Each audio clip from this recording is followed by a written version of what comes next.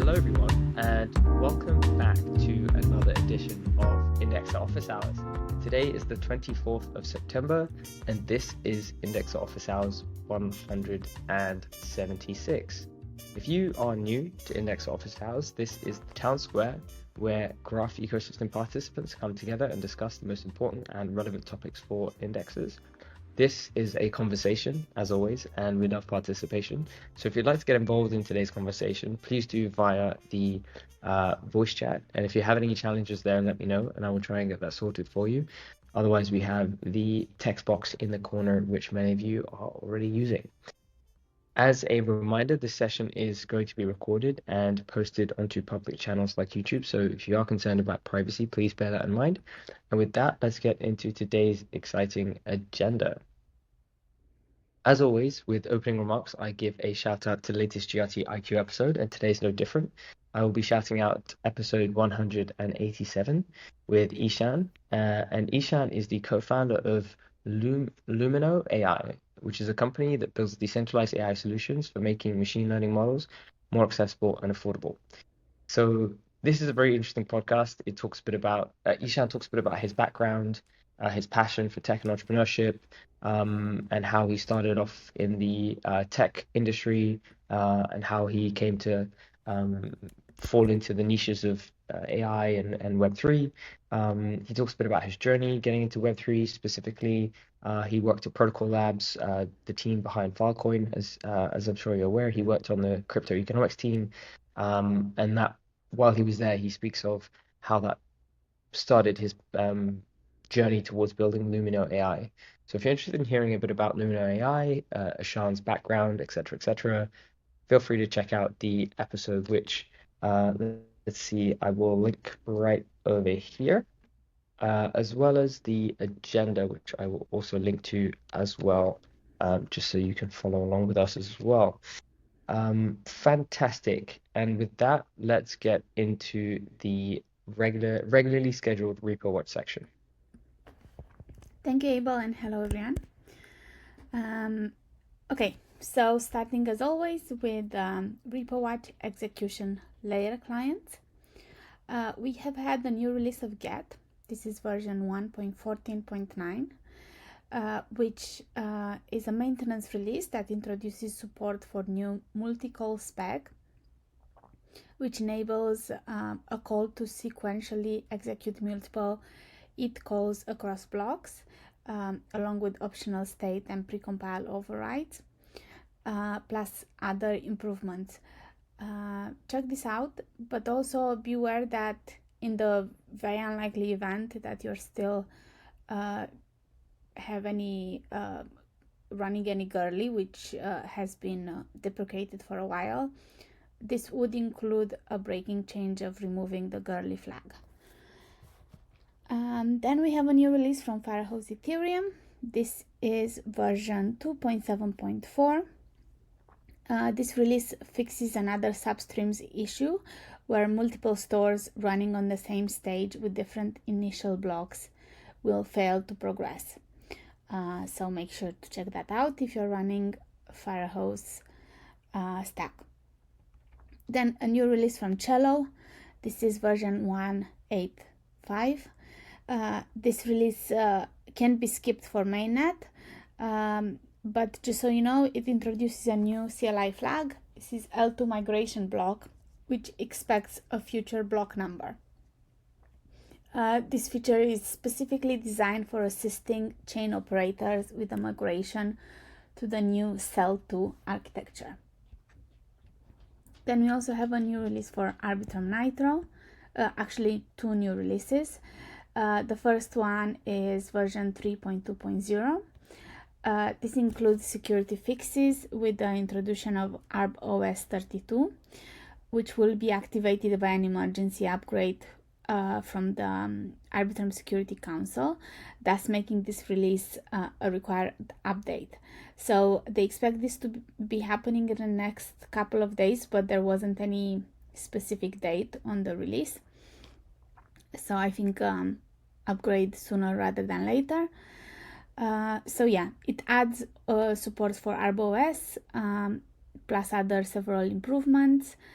to WASM store management, Redis consumers, and validator functionality. And it does require a version upgrade for security reasons. Then the newest version here, so 3.2.1, it's specifically for validators, but worth mentioning, just adds support for 𝗨𝗀𝗲𝗂𝗧 32 for validators. This is all we have for execution layer clients. We have nothing for consensus layer clients, and we have nothing for graph stack. Okay, checking if yeah, I don't think Juan is joining us. Maybe we can do his section if he's joining later, but I'm not sure if he's able to. So back over to you, Abel. Amazing, thank you so much. Yeah, I thought he was gonna join us, but if if he shows up, then we can do that section. Otherwise, we can tally up the updates and then do a bigger update next week. Okay, in the meanwhile, so today I wanted to take the opportunity to do one of these kind of back and forth type conversations, since we have some free time, like an open discussion. And I want to cover a few things. Some of those things are, first, I want to acknowledge that there is a new indexer who's joined us. Oh, I think actually there might be two. Somebody is ready to start indexing. So I thought it might be a good opportunity to maybe turn the attention to those indexers and maybe ask them if they have any questions, because after all, this is indexer office hours, and we do want to make this a welcoming environment, not only for experienced indexers, but also newer indexers. So I thought we'd spend some time on that first. Yeah, amazing. Yeah, you're very welcome, Pierre. So what I'll do is what we usually do is we have a whiteboard that we can pull up, and then people can share their post-its. And okay, here we go. I'm gonna go ahead and create a new one. So let's go here and type in open discussion.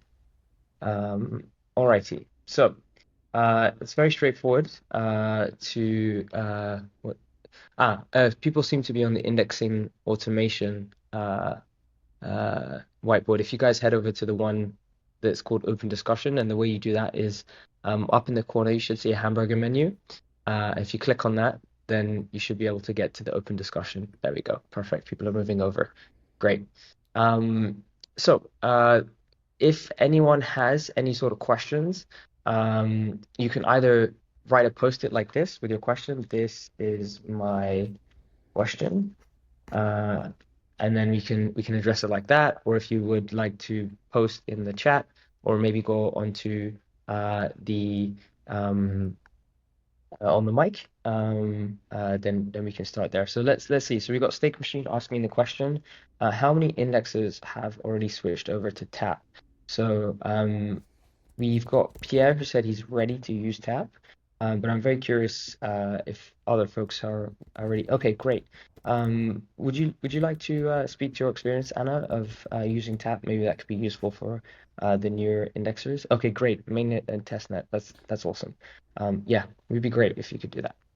Just before we do that, I can't see the question, if there was a question typed anywhere, or on the open discussion I can't see any text. If you zoom out, I wrote a post-it, but it was posted. This chat is this question was posted in the chat box, and not on the open discussion. Yeah, no, I saw that, but I know you posted something. That's why I'm asking, to make sure I'm tracking. Oh, here you go. Sorry, to make sure the recording is fine. Okay, it's good. Yeah. Okay.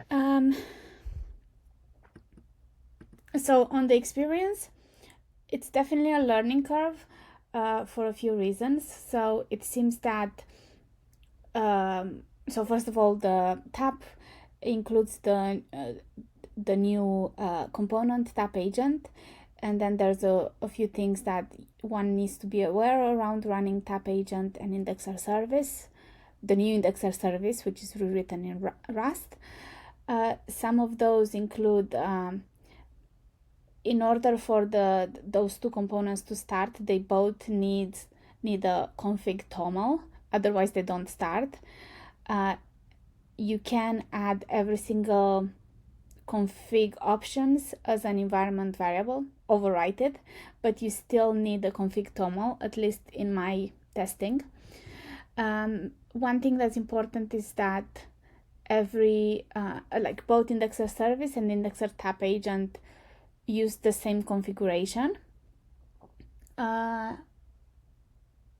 apart from that, the indexer agent runs as before, with the exception of it needs to point to a escrow subgraph, and then there's like a learning curve of checking how whether receipts have been written into the indexer database, making sure that RAVs, so request aggregate vouchers, have been created, things like that. There's definitely a learning curve, I would say, but once you once you get it running, it's quite stable, and the community is very responsive.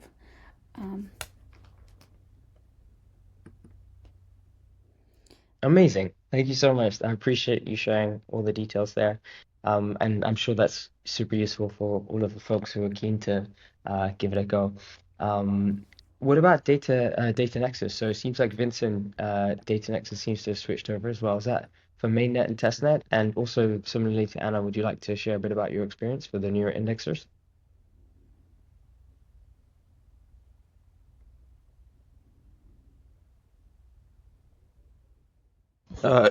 Yeah, so we have been testing the tap setup for a while with InfraDAO, and we finally made the switch for mainnet as well last week. And yeah, I mean, our experience was pretty smooth. We did have some issues with the escrow contract not getting topped up, and so everyone was getting the tap agent was starting to deny the gateway, but that was fixed pretty quickly. And then after that, we had our RAV requests going through, which is kind of like the main thing to look for right now, to verify that things are working. Unfortunately, there's no indexer service metrics yet, like queries by deployment, for instance, and that would probably be our main feature request at this point for kind of next steps for the tap service and the tap agent. Although I guess that's mostly for the tap service.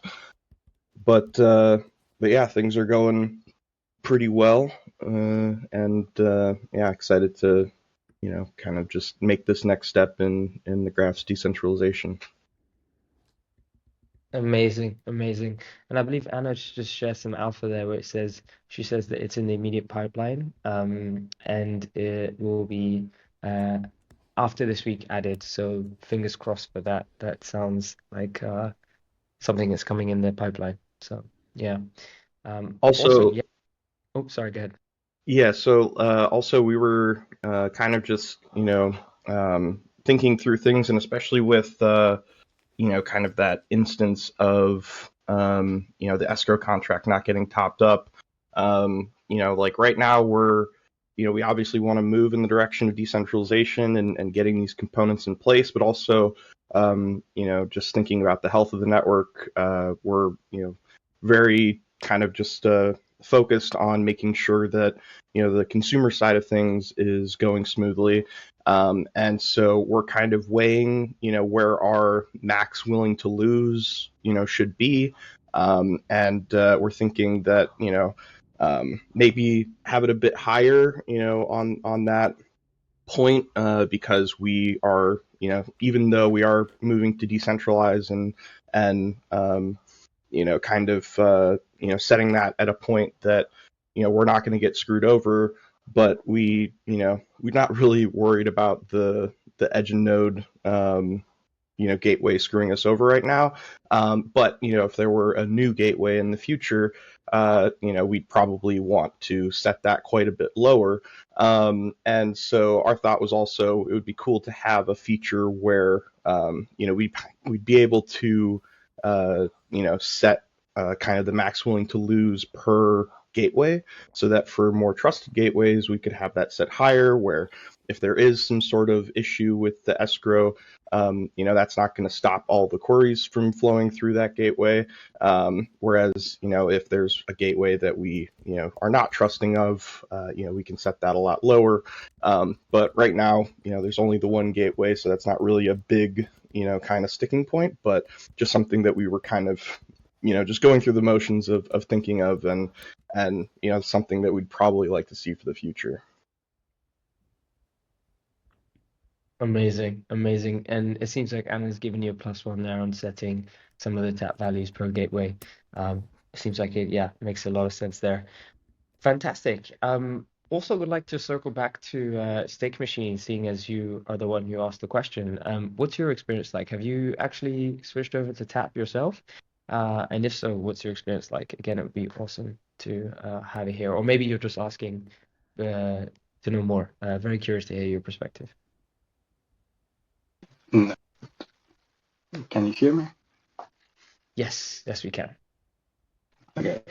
Unfortunately, I couldn't upgrade it because I even tried to upgrade to the latest index agent and had an issue. So I currently downgraded back to 0.2023 version. So that's why I'm asking, because I'm willing to upgrade, but there are lack of documentation, so I don't know what to do next.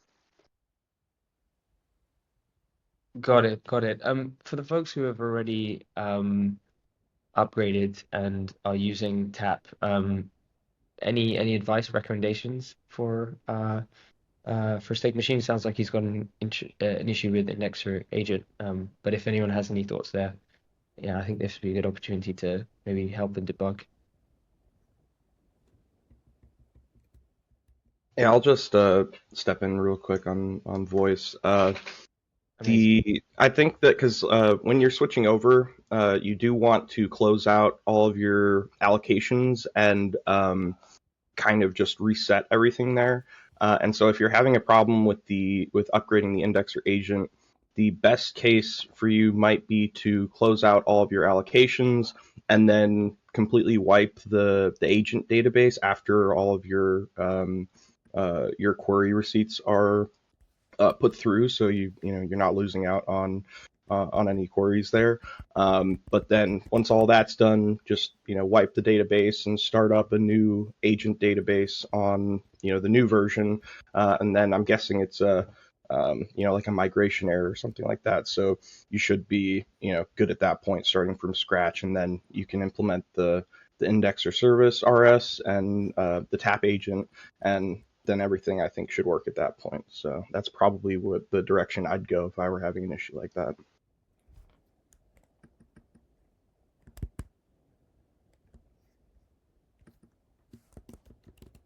Amazing. I can see that stake machine is typing, so I'm assuming he's gonna respond to that.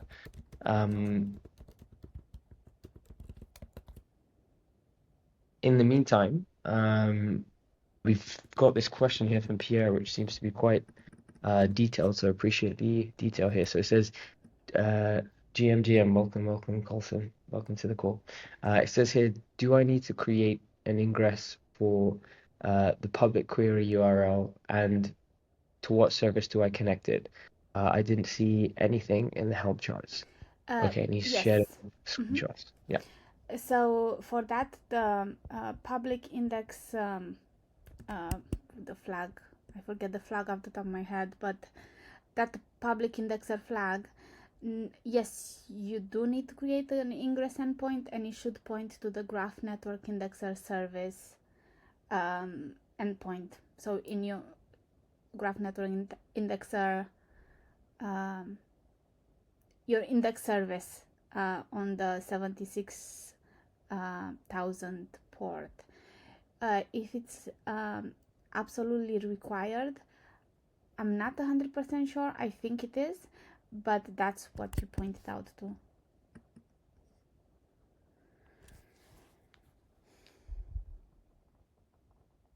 There you go. Appreciate you responding to that, Anna. And I see Pierre typing, so I'm assuming there's going to be a response there, either a question answered or a follow-up question. Let's see. Pierre, feel free to go on to mic as well if that's easier for you. Let me try to give you the ability to do that now. Where are you? Here we go.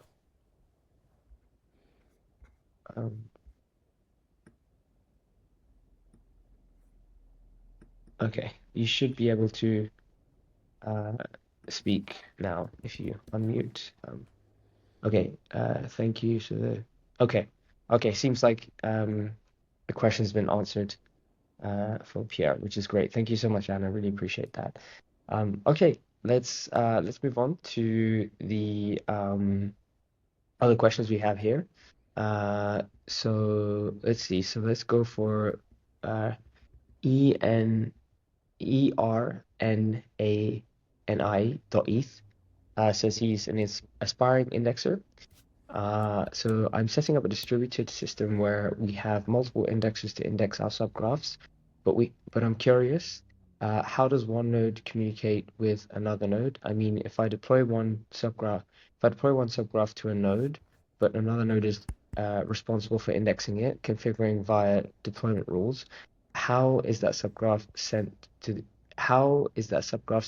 the appropriate node? Does everything happen on Postgres? Is there a TCP-based pub sub in place? Okay, that's a lot of questions. But I think we can break it down. Does anyone have any thoughts there before we go into it? Perhaps maybe one of the more experienced indexers would like to share some thoughts here.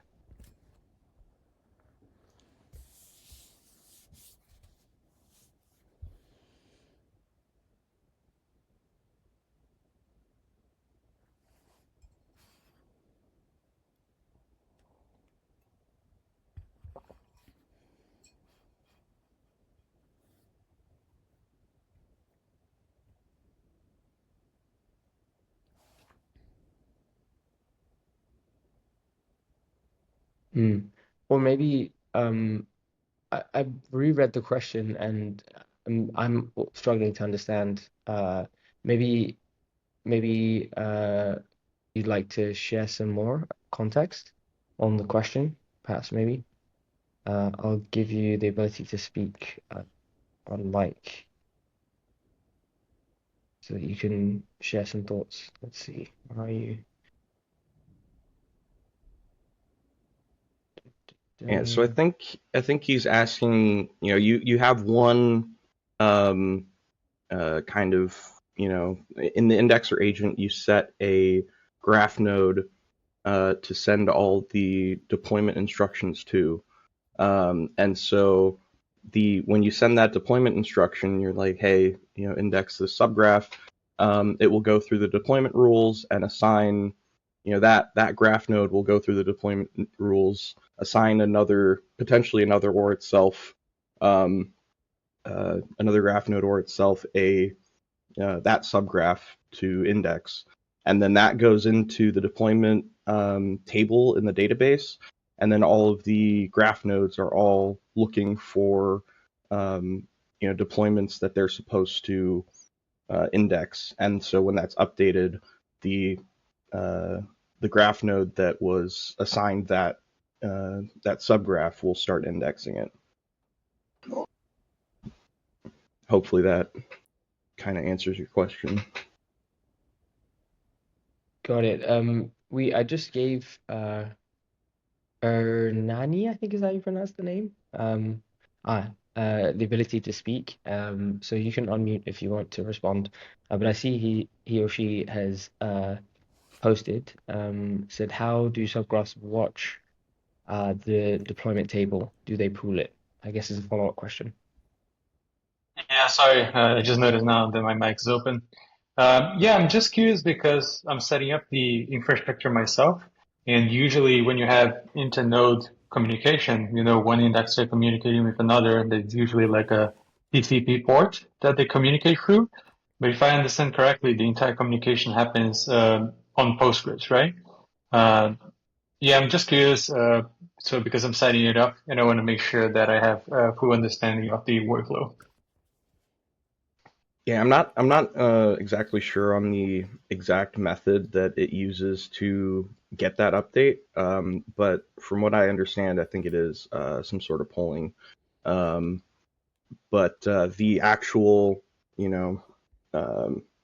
directive to, start assigning that node is sent directly to the node, and then that node writes it to the database, and then whatever node is assigned the subgraph will just start indexing it once it realizes that it's been assigned.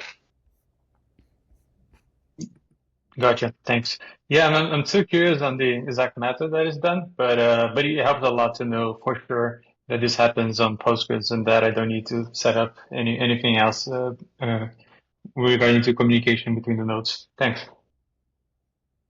Yep. Amazing. Really appreciate that, Vincent, for sharing some alpha there and also answering the question. We have another question from Gemma asking, do indexing rules actually work? They definitely didn't work a while back. So has anyone used indexing rules as of late and got any information there? Yeah, actually, I can talk again. I guess today's my talking day. But yeah, we've had those rules set up for quite a while, and yeah, they weren't working. And the reason was because when you sent the request to a graph node to assign a subgraph, it would go through the deployment rules and assign a subgraph based on the deployment rules. But then the indexer agent in the next step would reassign the graph node that's supposed to be indexing it to a random graph node that was in the kind of list of graph nodes that you give the indexer agent, and it would just assign a random one. So it would first assign it correctly based on the deployment rules, and then it would just assign it randomly. And I put in a pull request a while ago to remove that second step, so it's not reassigning to a random graph node anymore. So the deployment rules are actually working at this point. So you can set those up in the graph node config, and then based on things like the you can do by chain, by regex as well, and a few other things, and it will assign that kind of programmatically now.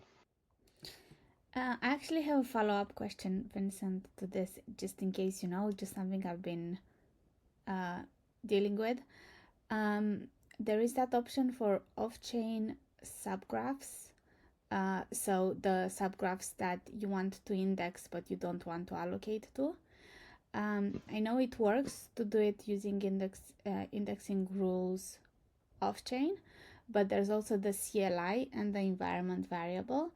And I've noticed that the indexer agent doesn't work with the CLI option. I'm wondering if that's just a bug that nobody else has come across, or if there's something else I should know. That may potentially be a bug. We've been using just the indexer agent API exclusively, and so there may be some specific issue with the CLI option. But from our experience, it is we're using the API, like I said, and when we set an off-chain subgraph via the API, it is assigning to the correct graph nodes that we have set via the deployment rules. Okay, thank you. I'll open a bug if that's a thing. If that's yeah, thank you. For sure. You're adding them as a array of hashes, Anna, yeah?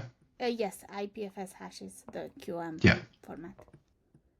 Yeah, as an array, right? So it's, I think, in parenthesis or whatever, and then just commas between comma-separated values for the QMs. I don't use it anymore, but I used to. Yes. And it used to work. Yes, that's how I'm adding it. And I was looking on the steak squid, like panes compose, and he's adding it in the same way. Well, no, he's using environment variables. I'm using the CLI, but yeah, I'll check again, but that's how I was adding it. We stopped using that because it you need to reload it every time you want to add things. Just use the prepare now, the prepare option in the CLI. Thank you.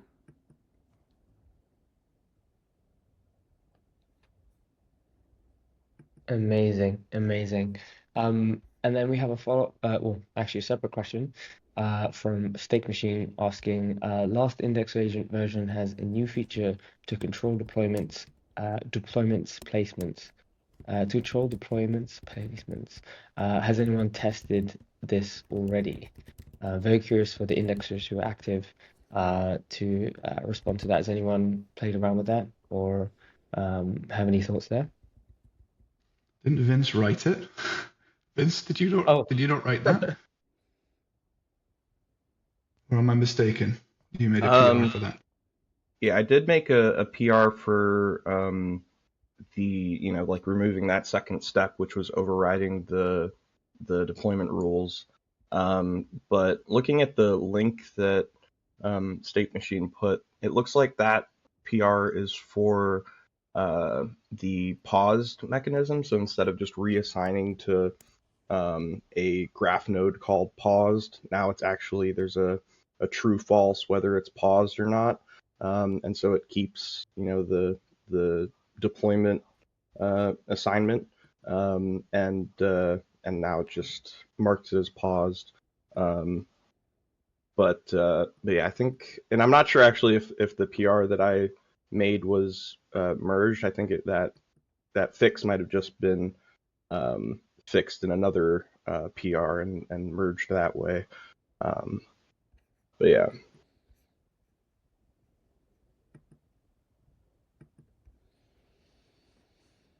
There you go. That's great to hear. Okay, hopefully that was useful there, Steak Machine. Okay, so let's see. Let's go through some of these questions. How to ensure my indexer service is answering queries properly from my end? It looks okay, but is there a dashboard or something to check?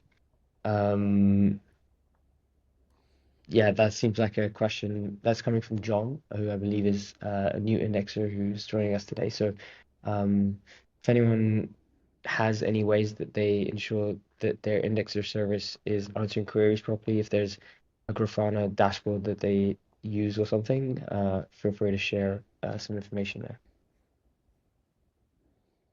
There's a basic dashboard that I created a long time ago in the Steak Squid repo. And it includes some metrics from the TypeScript service, indexer service, that tells you if the gateway is querying you or not for cost models. And I often used to use that as a way of knowing whether I'm talking to the gateway or not. The same dashboard will also show you if you're getting any queries, and if you have any allocations whatsoever, or even if you're just running an indexer on chain like you are on chain, then at some point the gateway should try and hit your status endpoint, and you should see metrics on that dashboard. So if you just go and look at the metrics, if you want to look at the raw metrics, you can look at port 7300/metrics on the service, and you'll see a bunch of stuff there. But if you want it to make a bit more sense, then have a look in the Steak Squid repo under Grafana dashboards folder, something like that. You should find something in there called indexer query dashboard, something like that. For the TAP based or the Rust based indexer, the metrics are currently quite minimal. There aren't those metrics I've just mentioned don't exist, as far as I understand. The only way I've found to sort of know whether or not I'm getting any, or whether or not my endpoint is working and the gateway can talk to it, is to look at my proxy logs and see if my status endpoint is being hit. That's the only way I've found to do it so far.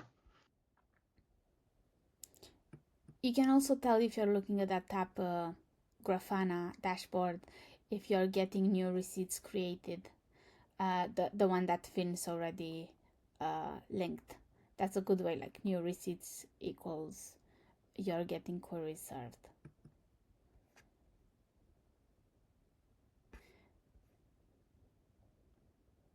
Amazing. Thank you so much, guys, for sharing. I've just re-linked to the link that Vince sent in the chat, and then I went to find the link that Jim was referring to. Hopefully that's the correct one, Jim. Please do correct me if it isn't. But yeah, that should be, yeah. Okay, awesome. Thanks. That's really useful. Okay, great. Let's see. We got another one from John saying, is there a way to find substreams-based subgraphs in the Graph Explorer? I'm actually, I should know this, but I don't. Does anyone know this?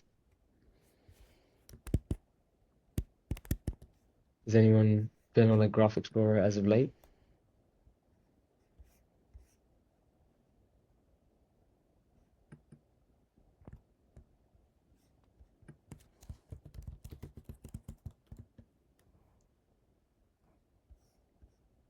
So, presidents.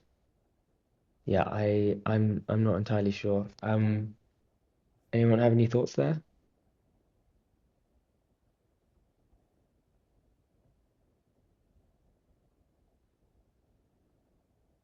I'm not sure if they should. Yeah. Some of them say substream in the name. I know that much.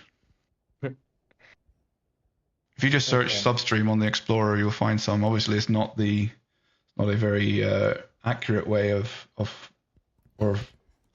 specific way of finding them, but you'll find something there if you type substream or substreams in. Yeah.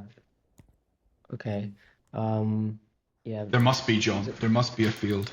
There must be. You have to go introspect and have a look.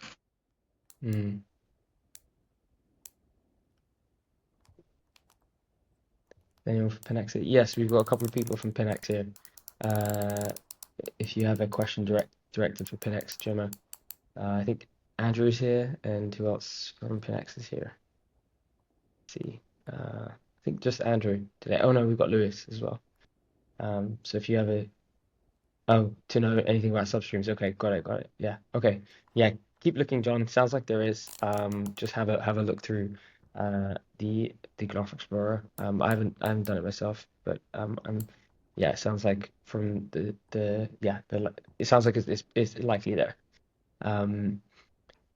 Okay, awesome. Well, this is great. I'm glad we had that little section there for all the newer indexers who are on this call. It's great that you guys were able to share some of your questions and that experienced indexers were able to answer them for you. And yeah, we hope, the best thing to do is to come to these calls every single week, even though as a new indexer, you might not quite understand everything that's being spoken about. The more that you attend, the more you'll learn, and the quicker you'll be able to create value in the graph ecosystem. So yeah, good on you for being here, and yeah, thanks for sharing the questions. As always, feel free to continue to ask the questions.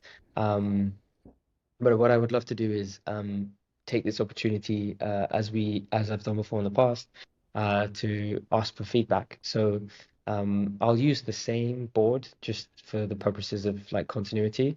But yeah, if anyone has any thoughts on IOH and how it's going so far, things like topics that you guys would like to hear, I guess we could start there. But I actually have a very more specific question, which is how have the recent Postgres conversations been in terms of usefulness?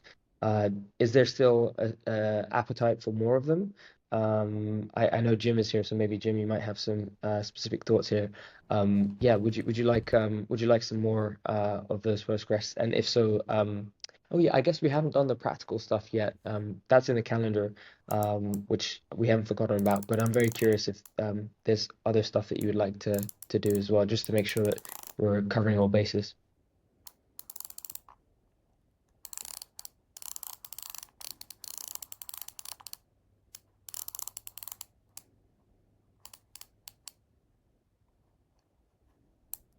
Yeah, and in addition, like also welcome any sort of feedback. We would like to make IOH the best place to stay up to date as an indexer and stay involved and learn and connect with your peers.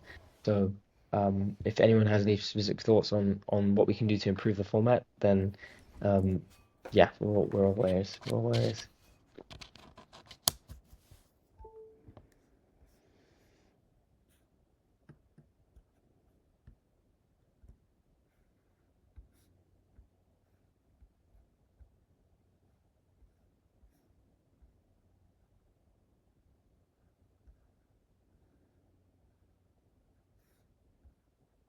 Okay, we got another question from Pierre saying how to configure subgraph to be indexed. Anyone have any thoughts on that?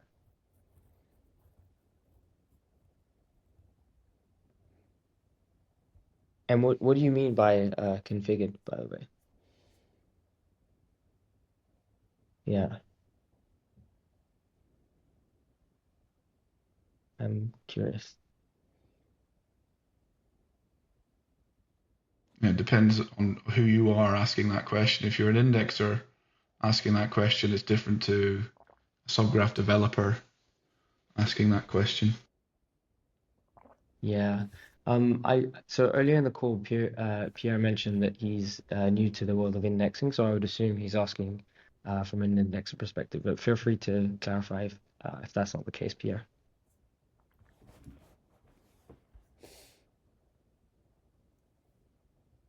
Okay, it sounds like from an indexing perspective. Can you elaborate on what you mean by configure in this context then, as from an indexer perspective?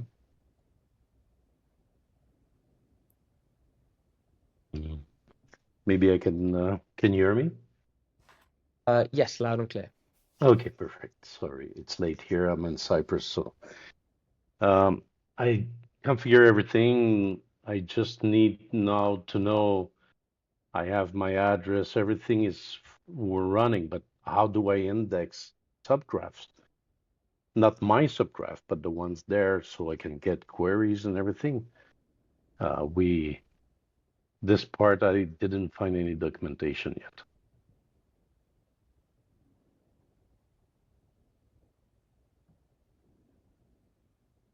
Got it. I'm just wondering where there might be a quick start guide.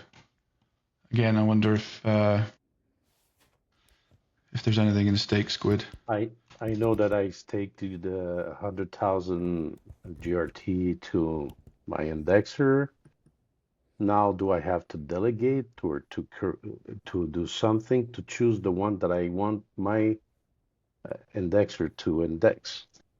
That's the part that I'm looking for documentation, and I didn't see nothing yet. I'm just looking to see if there's something in Stake Squid's repo, allocations.md. That would be awesome.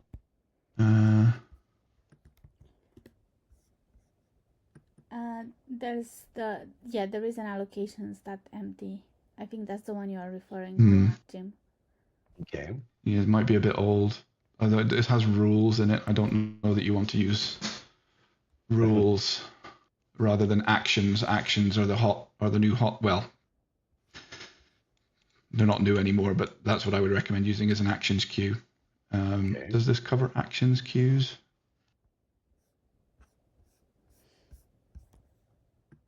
Yeah, I mean, is there not something for this on the main documents on thegraph.com? Let's have a look. Feels like there should be, but yeah, it would be interesting to have a look. There's definitely a bunch of indexing documentation here. Let's see how far it goes though. Yeah. Actions queue. Here we go. Let me link this. That will be all. Great. My advice though, Pierre, would be if you want to have a relatively pleasant experience in figuring out what to index and even to interact with your indexer. Indexer tools written by our very own Vincent from Data Nexus here, who is on the call, is a really great place to start. You do need to give it access to your indexer agent's API, and it needs to be over an SSL connection. If that's beyond your ability, I wouldn't worry too much about doing that. If you know how to do that, then 100% I would recommend doing that. And using indexer tools, that's the one. Yeah, you can host it yourself as well, Pierre, if you want. That's what I do. And you add your indexer to it. But there's actually an IOH. I don't know which one it is. Abel, I don't know if you'd remember, but there's an IOH where Derek and Vincent go through like a demo of indexer tools. It's really good. That's where I would start. It's like a sort of single pane of glass for looking at both your indexer and the network, choosing which chains you're interested in. Seeing where the signal is, if you've read up at all on how signal works. Yeah. Yeah, you can sort by signal, sort by query fees, sort by allocation, whatever you like. That's how I operate my indexers day to day now, is all via that web interface. Okay, so when you choose one from that interface, you can say, okay, index this one, and we'll start, right? Two options. You can either choose to make an allocation via the interface, which will then trigger your agent to... With this one, okay. Yeah, with indexer tools, you can choose to actually make an allocation to a subgraph, and then it will start syncing that subgraph for you. I think I know it still works like that. Yeah, that's what I want, but I didn't find where to do that. Yeah, so it would, if you just wanted to do it sort of, the basic way, then you would need to use the indexer CLI and talk to your indexer agent with it using the graph actions, indexer actions CLI. I've linked to specifically that CLI in the documentation. I think I linked to it, or did somebody else? I did, further up. Yeah, the action queue CLI. Perfect. Yeah, if you use indexer tools, it's basically using the same methods, I guess, ultimately. Vincent, correct me if I'm wrong, to create these queues on your agent and execute them. Another great thing you can do with indexer tools is if you just want to test whether or not you can sync something, there's an off chain. One of the options in the list is the off chain syncing manager. Yeah, that's the one. Yeah, if you just want to add pick any subgraph just to test and see if your indexing is working, you can use that to add one without doing any on-chain activity at all. Okay, nice. And there's also on the status part of the table there. If you click on one of the icons, there will be a kind of a sync and a not sync button, and that'll show up after you connect to your indexer agent. I believe, it doesn't show up when it's not connected. But once you are connected, on that little status dropdown, there'll be two different buttons for starting to sync or stopping sync off-chain. Perfect. Okay. And off-chain means you're just indexing, but you're not really on-chain. Yeah, you're not allocating to it with your GRT that you have, either self-stake or delegation. Okay, but when I want to do that, I can do with this tool also. I say, okay, now I want to delegate or allocate. Yeah, that'll be through the allocation wizard that you'll be able to choose which ones to close, which ones to open, and then the last page will actually it'll give you the actual CLI options if you want to just, or the CLI commands if you just want to do that in the meantime. Then once you're connected, there'll just be a few buttons to actually go through with that automatically, and it'll use the API to queue those actions. Perfect. Very nice tools. Thank you. Thank you. I love it. Thanks for answering my questions. I got all my answers there. Glad to hear it. Yeah, that's amazing. This is great. I love that we're sharing alpha. I'm just gonna try to find the episode that we were referring to there. Well, Jim brought up about Vince doing a demo. Do you remember like roughly the date, Vince, of when you did that? I think that was like 2 to 4 weeks ago or something like that. 2 to 4 weeks ago. Okay, all right. I'm just gonna Maybe go ahead and. More than that. Yeah, was it more than that? Maybe time's flying a bit. Time is definitely flying, Vince. If you think that was 2 to 4 weeks ago. Yeah, that's that. Okay, so before 169. Okay, yeah, I'm looking through them now. It's just not 167. Let's see. Wonder if it's on Pinaxis blog. Yes, that's a good, yeah, because they do a pretty good job of breaking stuff down. Okay. Oh, they label it the same way we do, so we have to click into it. Okay, I will find it. Just bear with me a second, and I'll link it. Should be on the blog. I was just looking. Yeah. 169, the big one indeed. Speaking of big ones, the code for the POAP, which is being requested at the moment, is right here. It's a great one. We love it. Today is it's a nice one for indexers. Indexers will save the world. So go ahead and type that in, and you'll get the POAP. Is it 155 where we discuss profitability for indexing, profitable indexing optimization strategies? That is a great question. We'd have to go into the archives to find that out. Let's go ahead and do that. Okay. Just give me a moment. I'm going to try to find those posts. As a matter of fact, let's do this. So, while I'm doing that, does anyone have any final thoughts, questions before we wrap today's conversation? I just want to make sure that we get any final questions answered, or also if anyone has any particular feedback as well for IOH and how we can improve, that would be amazing.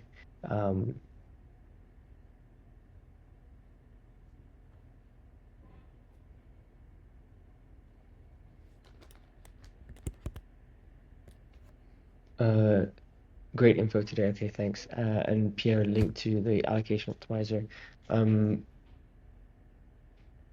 Okay, all right. Okay, well, in that case, I will take this opportunity to say thank you very much to each and every one of you for showing up for today's conversation. This was great. This was a nice way to a very kind of like a welcoming start for newer indexers to join the call and ask their questions, and thank you to all of the experienced indexers who were so kind enough to answer the questions. We really do appreciate that, and yeah, this was a great conversation. Okay, look, Vincent's found which one? So that's 165. Was that the that's in relation to profitability and indexing optimizations. Oh, that's the indexer tools demo. Okay, great, fantastic. Thanks for finding that. And then I'm going to try to find, if you want to stick around, Andrew, I can try to find the one where we spoke about profitability. and link that to you if you like. Okay, cool. Well, yeah, July is a bit more than a month ago. I know time flies. It's crazy. It's absolutely crazy. Uh, okay, I was trying to I was actually trying to find to help. I was actually just trying to help find the other ones. Well, okay, cool, awesome. Thank you, Andrew. Appreciate that. That's very kind of you. Okay, cool, awesome. Okay, great. Well, yeah, thank you everyone for 165 was the winner for sure. That was a great episode.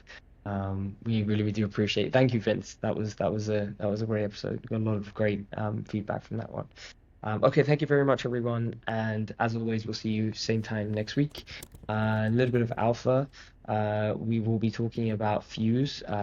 Recently, Fuse, we put out support for Fuse, so the team will be joining us. And if you have any questions about what do it mean to spin up a node in the Fuse network, and any questions, the team will be joining us to discuss that. And so, yeah, should be fun. Thanks everyone, and again, we'll see you same time as always next Tuesday, 6 p.m. UTC. Take care, everyone. Bye-bye. Bye, everyone. Bye-bye. Take care, guys.